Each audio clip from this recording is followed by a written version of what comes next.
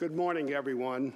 I'm Joseph Gildenhorn, Chairman of the Board of the Woodrow Wilson International Center for Scholars, and it's my pleasure to welcome you to today's address by Senator Barack Obama, the presumptive Democratic nominee for the presidency of the United States. Established by an act of Congress in 1968, the Wilson Center is our nation's official living memorial to President Woodrow Wilson. It was founded to honor and build upon his legacy as a man who bridged the divide between scholarship and public policy. We at the Wilson Center bring together the thinkers and the doers, and these include policymakers, scholars, and business leaders. And we do it in the hope and the belief that a frank and open dialogue will lead to better understanding, cooperation, and positive public policy. It's just wonderful looking out to see so many of the Wilson Center's staff, scholars, board and council members here today. This diverse and sophisticated audience reflects the Wilson Center's efforts to bring people from all walks of life together in the pursuit of a more enlightened public policy.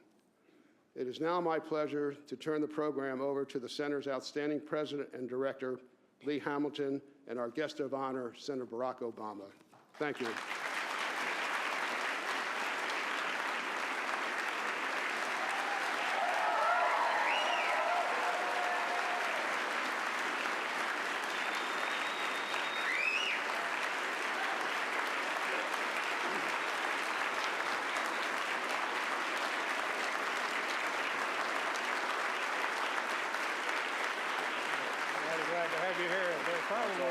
Probably a little anxious. They've been sitting here an hour. Well, you might want to mention that we didn't want to step on the president's line. Should I mention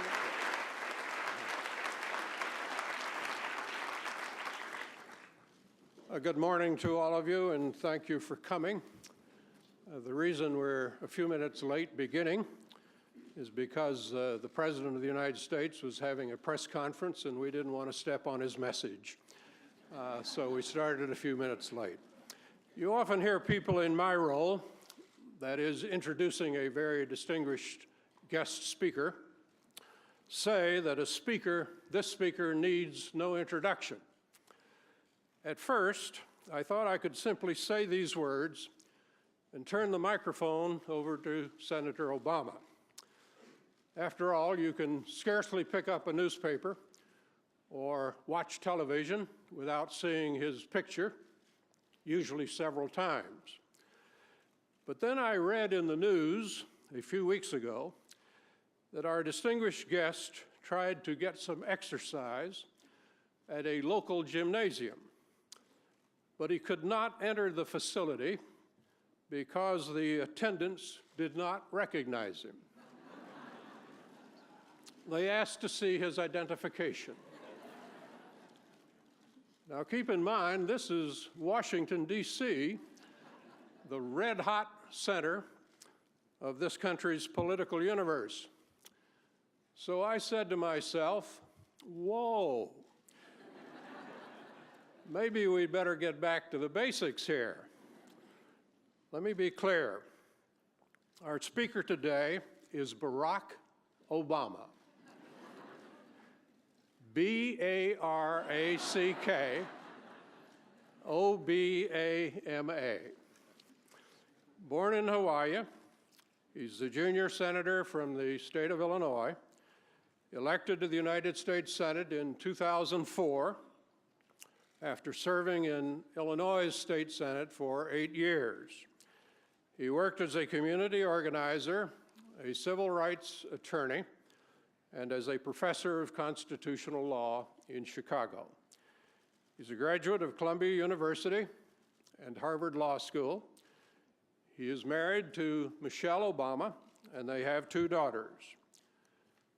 No matter what happens in November, during the primaries, he has reshaped the contours of American politics. His life story is uniquely and distinctively American. My friends, it is my pleasure to introduce to you Senator Barack Obama. He will speak on national security policy this morning as he prepares for a very high-profile trip to Europe and the Middle East. Senator Obama. All the best to you. Good luck. Thank you. Thank you so much. Thank you so much. Thank you. Thank you very much, everybody, and I very much appreciate your patience. I want to, first of all, thank Ambassador Gildenhorn for the outstanding work he does as board chairman here at the Woodrow Wilson Center, and to my great friend, Lee Hamilton, who is, I think, an example of what's best in American public service, and has done so much to not only promote American interests all across the globe, but also to educate the American people on our foreign policy. So thank you very much. 61 years ago, George Marshall announced the plan that would come to bear his name. At the time, much of Europe lay in ruins. The United States faced a powerful and ideological enemy intent on world domination. And this menace was magnified by the recently discovered capability to destroy life on an unimaginable scale. The Soviet Union did not yet have an atomic bomb, but before long it would. The challenge facing the greatest generation of Americans, the generation that had vanquished fascism on the battlefield, was how to contain this threat while at the same time extending freedom's frontiers. Leaders like Truman and Atchison and Kennan and Marshall knew that there was no single decisive blow that could be struck for freedom. Instead, what we needed was a new overarching strategy to meet the challenges of a new and dangerous world. Such a strategy would join overwhelming military strength with sound judgment. It would shape events not just through military force, but through the force of our ideas, through economic power and intelligence and diplomacy. It would support strong allies that freely shared our ideals of liberty and democracy, open markets, and the rule of law. It would foster new international institutions like the United Nations, NATO, and the World Bank, and focus on every corner of the globe. It was a strategy that saw clearly the world's dangers while seizing its promise. As a general, Marshall had spent years helping FDR wage war. But the Marshall Plan, which was just one part of this strategy, helped rebuild not only allies, but also the nation that Marshall had plotted to defeat. In the speech announcing his plan, he concluded not with tough talk or definitive declarations, but rather with questions and a call for perspective. The whole world of the future, Marshall said, hangs on a proper judgment. The whole world hangs on a proper judgment. To make that judgment, he asked the American people to examine distant events that directly affected their security and prosperity. And he closed by asking, what is needed? What can best be done? What must be done? What is needed? What can best be done? What must be done? Today's dangers are different, though no less grave. The power to destroy life on a catastrophic scale now risks falling into the hands of terrorists. The future of our security and our planet is held hostage to our dependence on foreign oil and gas. From the cave-spotted mountains of northwest Pakistan to the centrifuges spinning beneath Iranian soil, we know that American people cannot be protected by oceans or the sheer might of our military alone. The attacks of September 11th brought this new reality into a terrible and ominous focus. On that bright and beautiful day, the world of peace and prosperity that appeared to be the legacy of our Cold War victory seemed to suddenly vanish under rubble and twisted steel and clouds of smoke. But all of you, I'm sure, will recall that the depths of this tragedy also drew out the decency and determination of our nation. At blood banks and vigils, in schools and in the United States Congress, Americans were united more united even than we were at the dawn of the Cold War.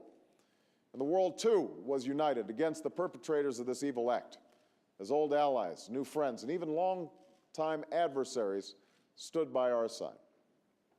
It was time, once again, for America's might and moral suasion to be harnessed. It was time to once again shape a new security strategy for an ever-changing world. Imagine for a moment what we could have done in those days and months and years after 9/11. We could have deployed the full force of American power to hunt down and destroy Osama bin Laden, al-Qaeda, the Taliban, and all of the terrorists responsible for 9/11 while supporting real security and development in Afghanistan. We could have secured loose nuclear materials around the world with a sense of urgency and updated a 20th century non-proliferation framework to meet the challenges of the 21st century. We could have invested hundreds of billions of dollars in alternative sources of energy and in energy efficiency to grow our economy and save our planet and end the tyranny of oil. We could have strengthened old alliances, formed new partnerships, and renewed international institutions to advance peace and prosperity. We could have called on a new generation to step into the strong currents of history and to serve their country as troops and teachers, Peace Corps volunteers, and police officers.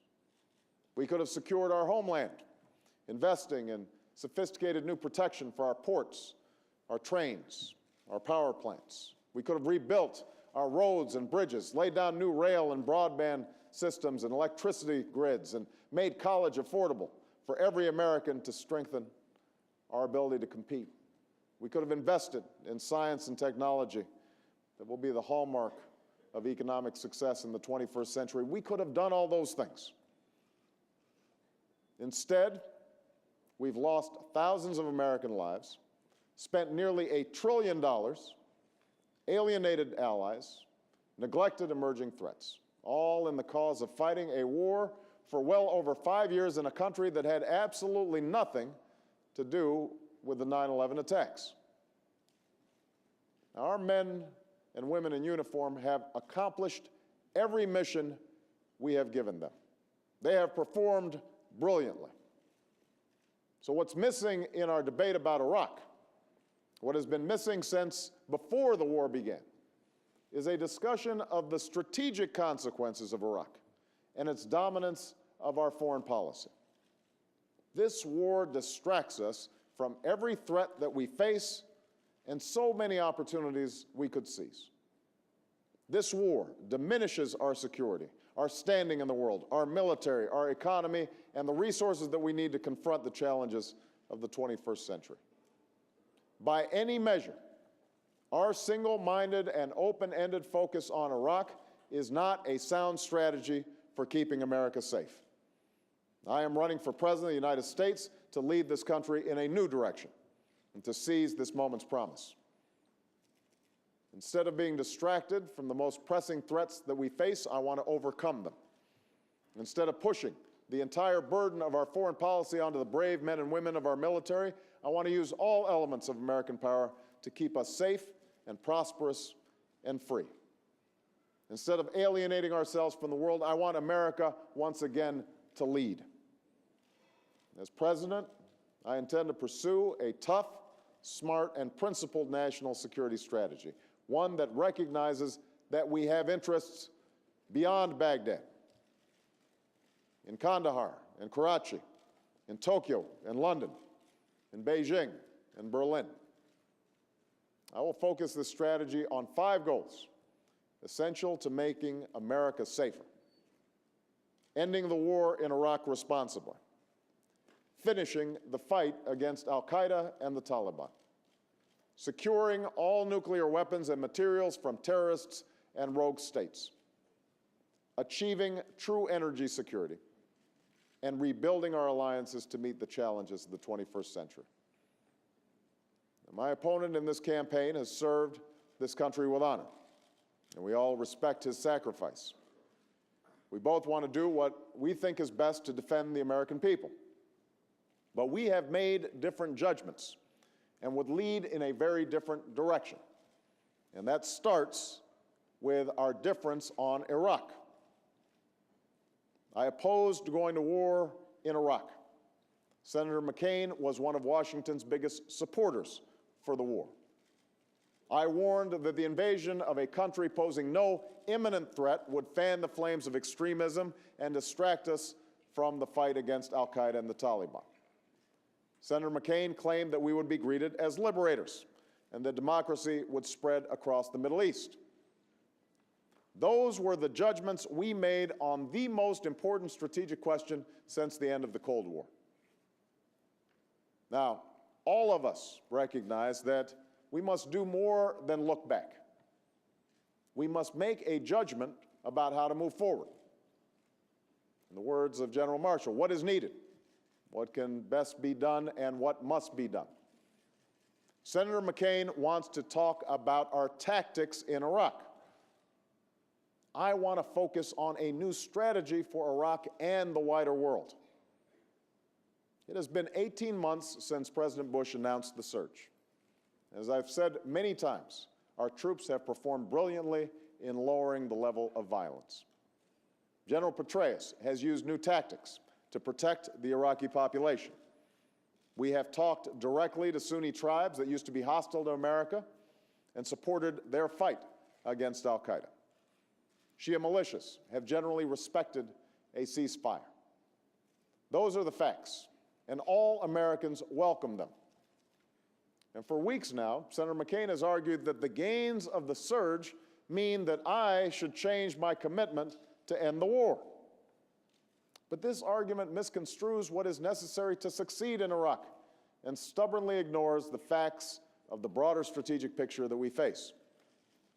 In the 18 months since the surge began, the strain on our military has increased, our troops and their families have borne an enormous burden, and American taxpayers have spent another $200 billion in Iraq. That's over $10 billion each month. That is a consequence of our current strategy. In the 18 months since the surge began, the situation in Afghanistan has deteriorated. June was our highest casualty month of the war. The Taliban has been on the offensive, even launching a brazen attack on one of our own bases. Al-Qaeda has a growing sanctuary in Pakistan. Those are consequences of our strategy in Iraq. In the 18 months since the surge began, as I warned at the outset, Iraq's leaders have not made the political progress that was the purpose of the surge. They have not invested tens of billions of dollars in oil revenues to rebuild their country. They have not resolved their differences or shaped a new political compact. That is why I strongly stand by my plan to end this war. Now, Prime Minister Maliki's call for a timetable for the removal of U.S. forces presents a genuine opportunity.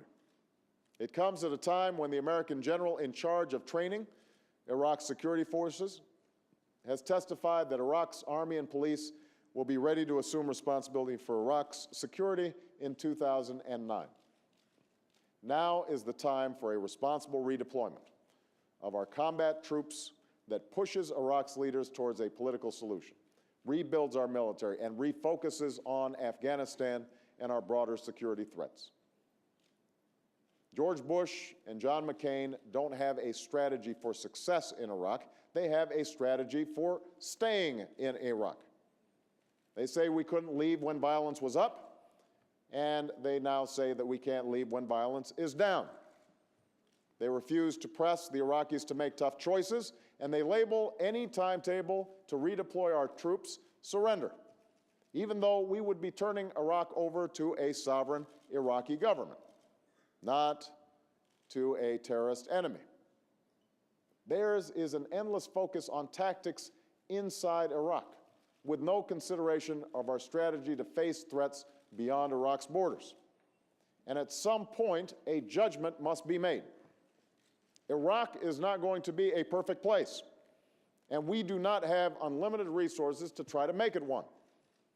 We are not going to kill every al-Qaeda sympathizer, eliminate every trace of Iranian influence, or stand up a flawless democracy before we leave.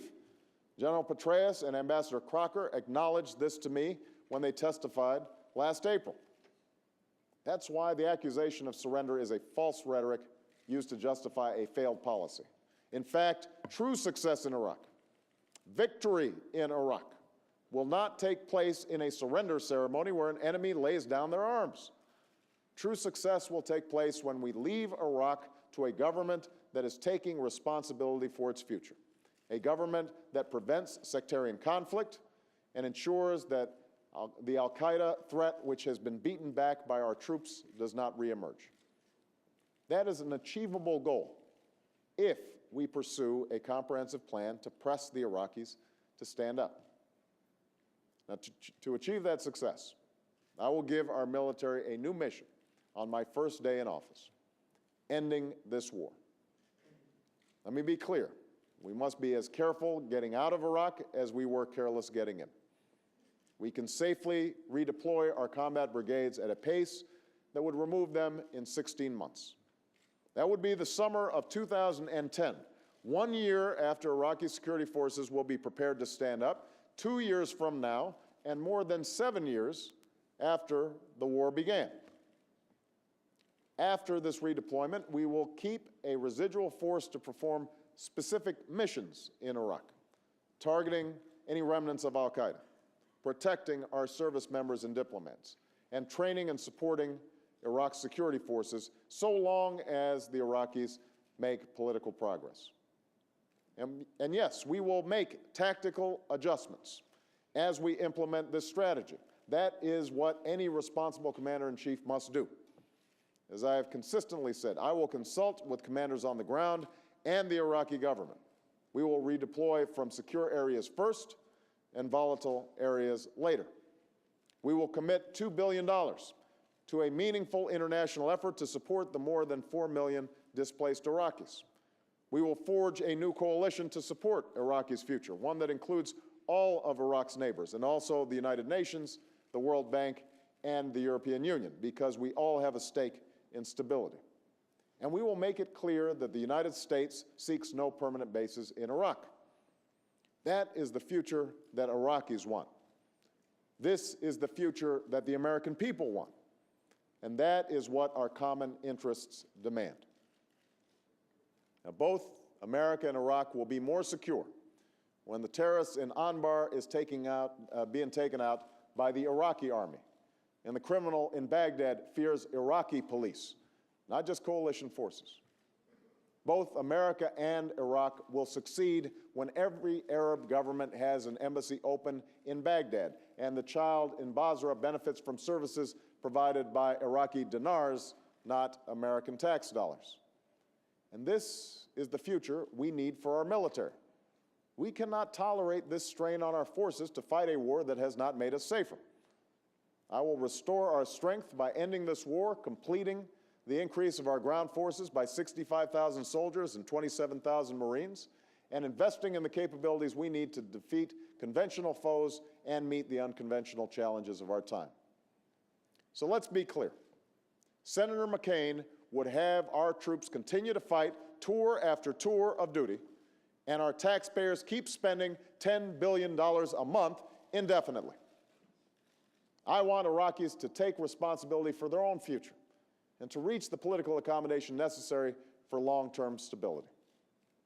That is victory. That is success. That is what is best for Iraq. That is what is best for America. And that's why I will end this war as president. In fact, as should have been apparent to President Bush and Senator McCain, the central front in the war on terror is not Iraq, and it never was. And that's why the second goal of my new strategy will be taking the fight to al-Qaeda in Afghanistan and Pakistan. It is unacceptable that almost 7 years after nearly 3,000 Americans were killed on our soil, the terrorists who attacked us on 9/11 are still at large. Osama bin Laden, Ayman Zawahiri are recording messages to their followers and plotting more terror. The Taliban controls parts of Afghanistan. Al-Qaeda has an expanding base in Pakistan that is probably no farther from their old Afghan sanctuary than a train ride from Washington to Philadelphia. If another attack on our homeland comes, it will likely come from the same region where 9/11 was planned. And yet today, we have 5 times more troops in Iraq than Afghanistan. Senator McCain said just months ago that Afghanistan is not in trouble because of our diversion to Iraq. I could not disagree more. Our troops and our NATO allies are performing heroically in Afghanistan, but I have argued for years that we lack the resources to finish the job because of our commitment to Iraq. That's what the chairman of the Joint Chiefs of Staff said earlier this month.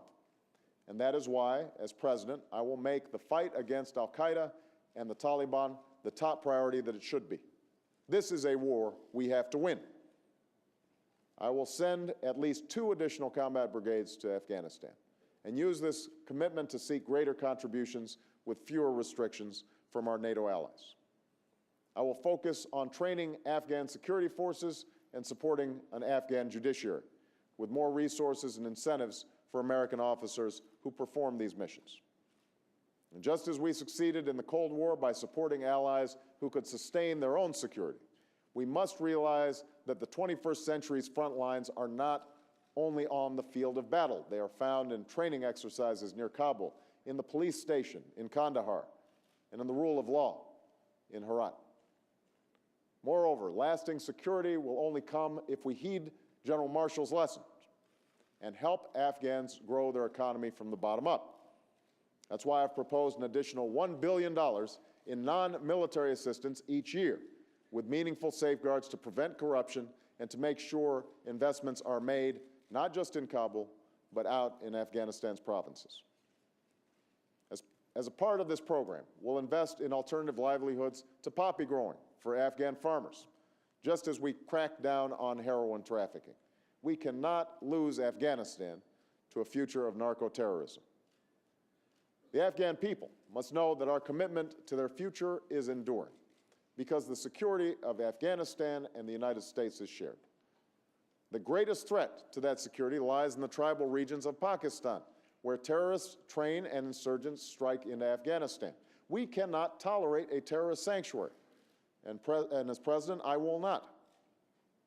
We need a stronger and sustained partnership between Afghanistan, Pakistan, and NATO to secure the border, to take out terrorist camps, and to crack down on cross-border insurgents. We need more troops, more helicopters, more satellites, more Predator drones in the Afghan border region. And we must make it clear that if Pakistan cannot or will not act, we will take out high-level terrorist targets like bin Laden if we have them in our sights. Make no mistake, we can't succeed in Afghanistan or secure our homeland unless we change our Pakistan policy. We must expect more of the Pakistani government, but we also must offer more than a blank check to a general who has lost the confidence of his people. It's time to strengthen stability by standing up for the aspirations of the Pakistani people.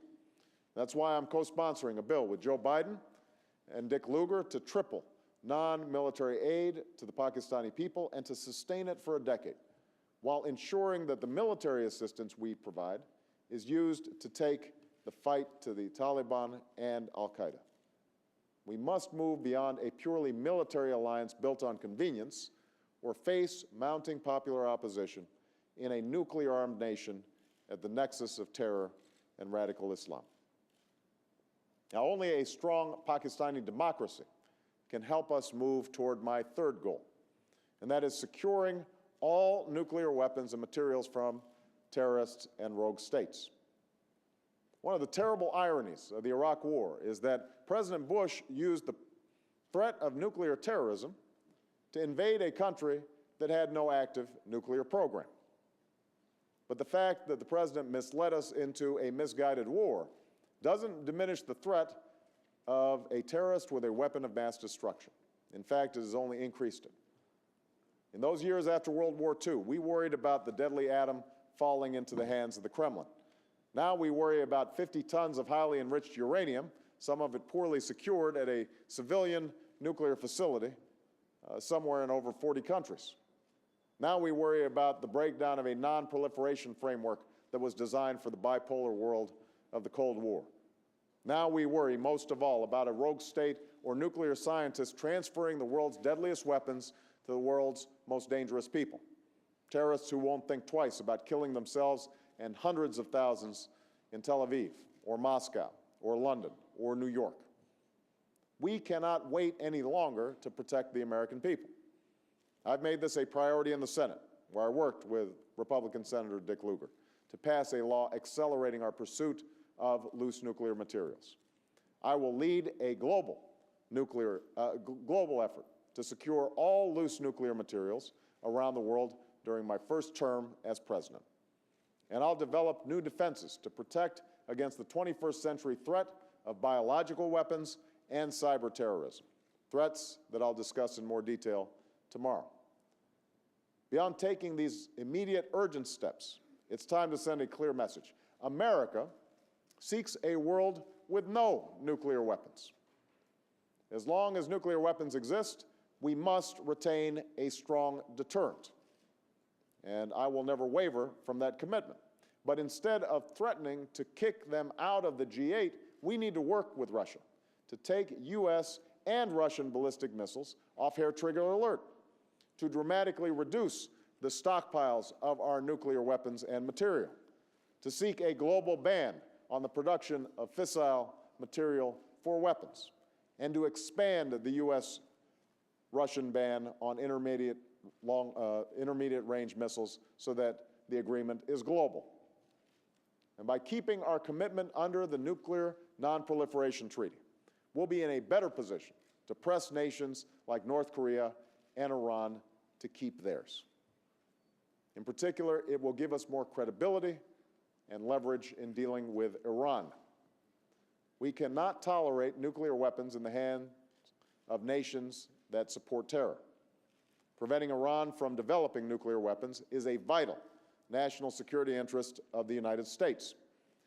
No tool of statecraft should be taken off the table. But Senator McCain would continue a failed policy that has seen Iran strengthen its position, advance its nuclear program, and stockpile 150 kilos of low-enriched uranium. I will use all elements of American power to pressure the Iranian regime, starting with aggressive, principled, and direct diplomacy. Diplomacy backed with strong sanctions and without preconditions. There will be careful preparation, and I commend the work of our European allies on this important matter. We should be full partners in that effort. Ultimately, the measure of any effort is whether it leads to a change of behavior in Iran. And that's why we must pursue these tough negotiations in full coordination with our allies, bringing to bear our full influence, including, if it will advance our interests, my meeting with the appropriate Iranian leader at a time and place of my choosing. We will pursue this diplomacy with no illusions about the Iranian regime. Instead, we will present a clear choice. If you abandon your nuclear program, your support for terror, and your threats against Israel, there will be meaningful incentives. If you refuse, then we will ratchet up the pressure with stronger unilateral sanctions, stronger multilateral sanctions in the Security Council, and sustained action outside the UN to isolate the Iranian regime. That's the diplomacy we need. And the Iranians should negotiate now. By waiting, they will only face mounting pressure. The surest way to increase our leverage against Iran in the long run is to stop bankrolling its ambitions. And that will depend on achieving my fourth goal, ending the tyranny of oil in our time. One of the most dangerous weapons in the world today is the price of oil. We ship nearly $700 million a day to unstable or hostile nations for their oil. It pays for terrorist bombs going off from Baghdad to Beirut. It funds petro-diplomacy in Caracas and radical madrasas from Karachi to Khartoum. It takes leverage away from America and shifts it to dictators. This immediate danger is eclipsed only by the long-term threat from climate change, which will lead to devastating weather patterns, terrible storms, drought, famine, And that means people competing for food and water in the next 50 years in the very places that have known horrific violence in the last 50 years. Africa, the Middle East, South Asia. Most disastrously, that could mean destructive storms on our shores and the disappearance of our coastline. This is not just an economic issue or an environmental concern. This is a national security crisis.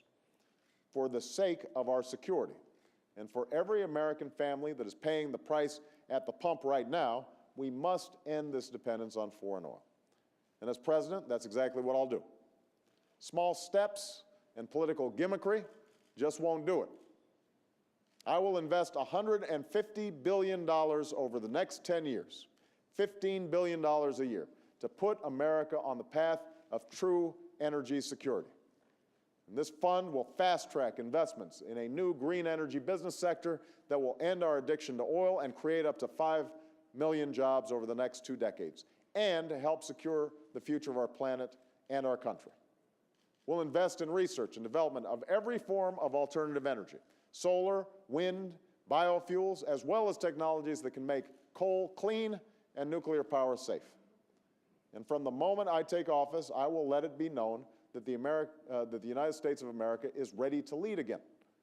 Never again will we sit on the sidelines or stand in the way of global action to tackle this global challenge. I will reach out to the leaders of the biggest carbon-emitting nations and ask them to join a new global energy forum that will lay the foundation for the next generation of climate protocols. We will also build an alliance of oil importing nations and work together to reduce our demand and to break the grip of OPEC on the global economy. We'll set a goal of an 80% reduction in global emissions by 2050. And as we develop new forms of clean energy here at home, we will share our technology and our innovations with all the nations of the world. That is the tradition of American leadership on behalf of the global good. And that will be my 5th goal, rebuilding our alliances to meet the common challenges of the 21st century. For all of our power, America is strongest when we act alongside strong partners. We faced down fascism with the greatest wartime alliance the world has ever known. We stood shoulder to shoulder with our NATO allies against the Soviet threat and paid a far smaller price for the first Gulf War because we acted together with a broad coalition.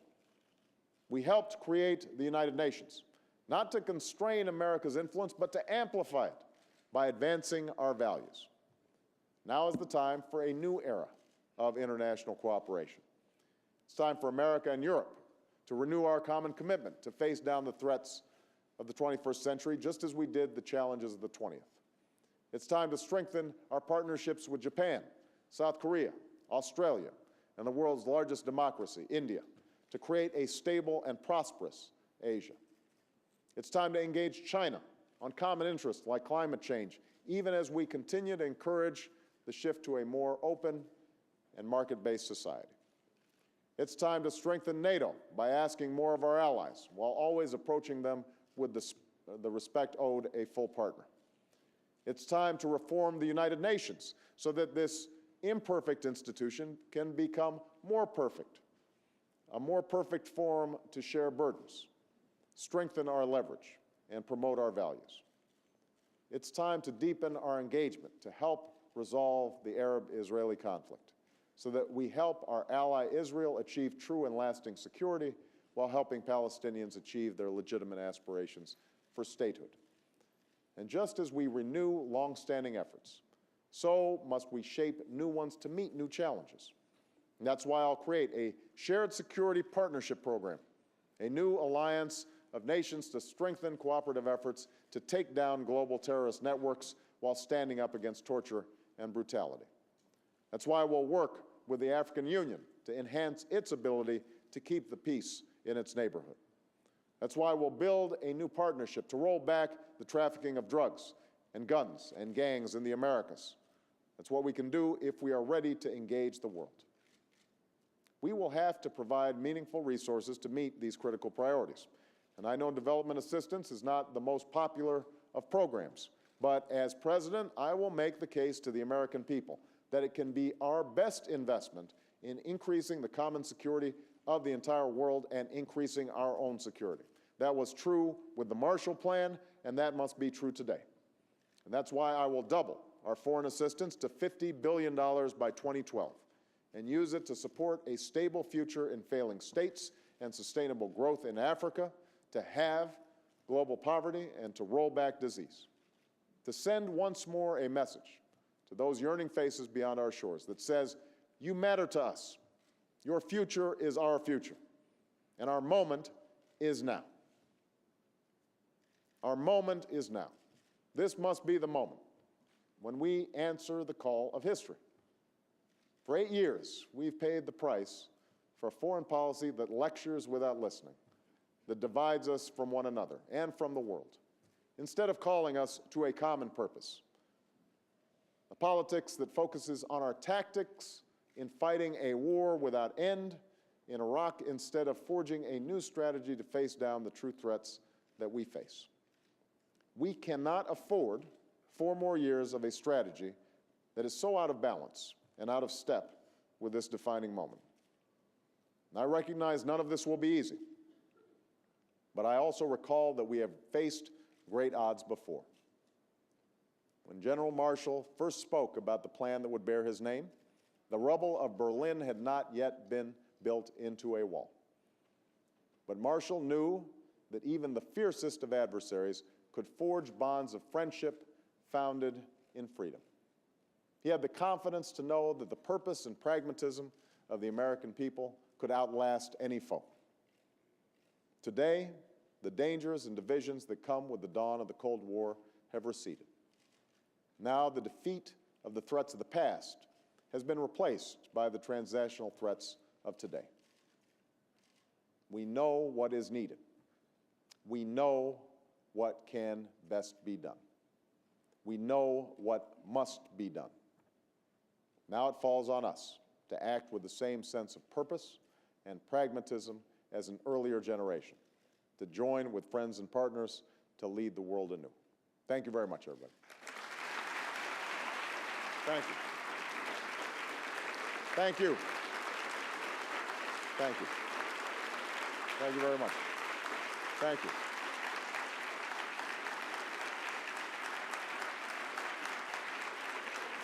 Thank you.